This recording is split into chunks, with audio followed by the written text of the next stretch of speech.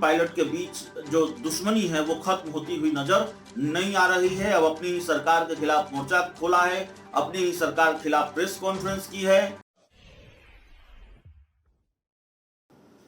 नमस्कार, आप देख रहे हैं धा न्यूज और मैं हूं अभिषेक मिश्रा। एक तरफ राहुल गांधी ने भारत जोड़ो यात्रा की, कांग्रेस की स्थिति को दुरुस्त किया जाए। कांग्रेस हर राज्य में अपने संगठन को सुदृढ़ करने में जुटी हुई है और कांग्रेस की जो भारत जोड़ो यात्रा थी, राहुल गांधी की भारत जोड़ो यात्रा कई राज्यों में हुई, कई राज्यों से होकर गुजरे राहुल गांधी, कई राज्यों में रुके, बिहार में नहीं आए तो कांग्रेस के दूसरे बड़े नेताओं ने भारत जोड़ो यात्रा की। तो एक तरफ भारत जोड़ो यात्रा, भारत को जोड़ने की कोशिश और कांग्रेस को मजबूत करने की कोशिश, दूसरी तरफ राहुल गांधी की मुश्किलें, और अब एक और मुश्किल कि कांग्रेस में सब कुछ ठीक नहीं है।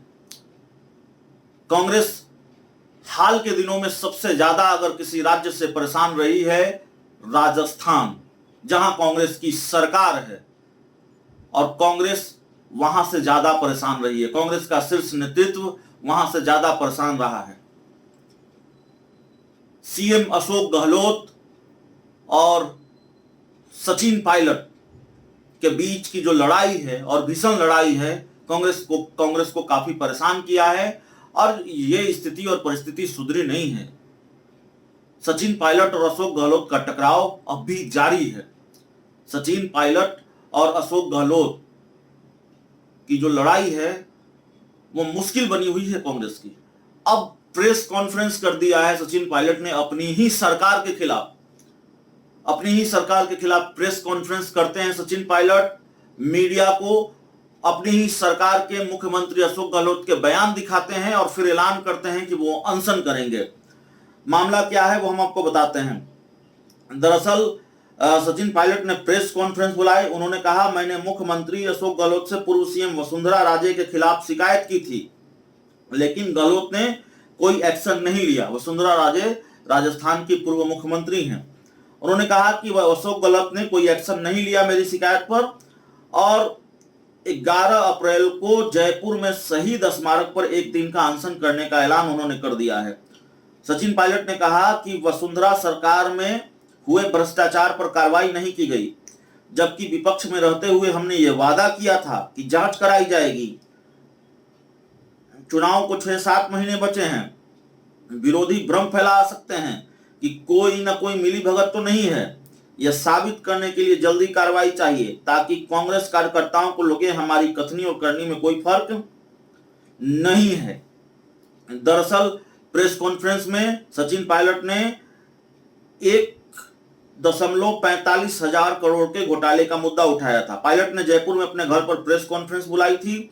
उन्होंने कहा, वसुंधरा राजे के वक्त विपक्ष में रहते हुए हमने 45,000 करोड़ के घोटालों को लेकर आवाज उठाई थी और यह वादा किया था कि सरकार आएगी, इन घोटालों पर निष्पक्ष तरीके से जांच करवाएंगे और दोषियों को सजा देंगे।